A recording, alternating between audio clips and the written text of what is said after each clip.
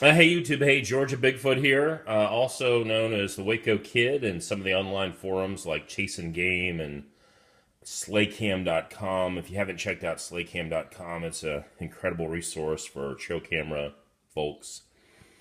Anyway, this is what appears to be a still image of a deer lease that we're on in South Texas. What it is it's a time-lapse file off of the 2016 Browning Command Ops camera. Browning has all kinds of cameras, but starting last year with the Command Ops camera, you can manually change the time-lapse file, which ends in .tls. It's something that you have to use. We're going to go ahead and start playing this. It's something that you have to use if you want to watch the time-lapse files in the past. But Browning has now changed it so that you can go in and manually change the .tls file and make it a AVI or MP4 file. You just manually change the extension. And so, I mean, I've always been a big fan of Plotwatcher Pro, but they're really expensive. They're like over $200. And the Command Ops camera, it's a trail camera that also does time lapse, and it's a battery miser. I ran this camera last week for 14 and a half hours a day. And at 14 and a half hours a day, at a 5-minute interval, it created 100 megabyte files, which review, if you post one of the files, it reviews in about 34 seconds on YouTube. And this is a Browning time-lapse camera. This is Browning. And it torches Plotwatcher. Plotwatcher's in trouble is what I'm saying right now. Plotwatcher is going to have to get with the program and lower their prices because the Browning cameras that are capable of this technology are going to torch them in the coming years. So right there it says not supported audio codec. That has something to do with my Vizio television. This is a 42-inch TV. They have all different kinds of settings on the camera, like 5 seconds, 10 seconds, 20 seconds, a minute, 2 minutes, 5 minutes, 30 minutes, 10 minutes, 60 minutes kind of thing. You can set it to run all day. You can set it to run at dusk or dawn.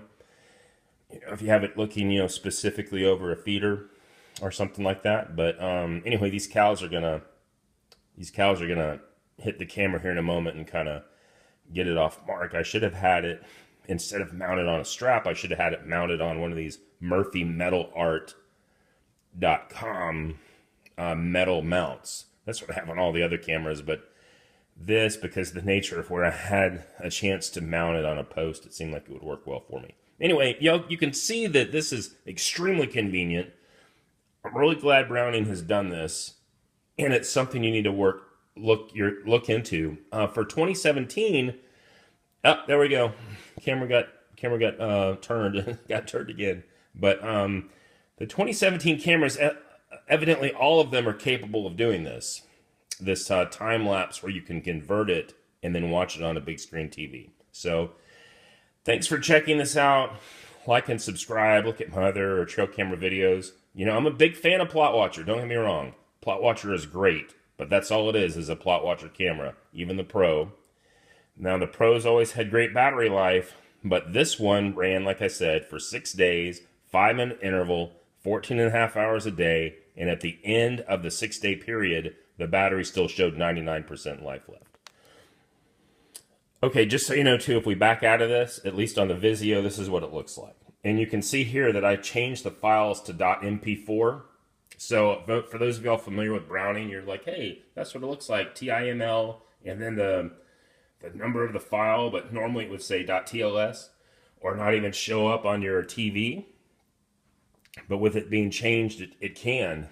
I mean, this is huge. I mean, you pull your card, you take it to your laptop, you change it from .tls to .mp4 or .avi, and then you plug it into your TV and you crack open a cold one and make it happen, right?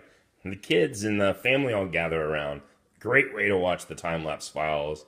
Thank you, Browning, for changing this. All right, y'all make it a great day. Have a blessed 2017. See ya.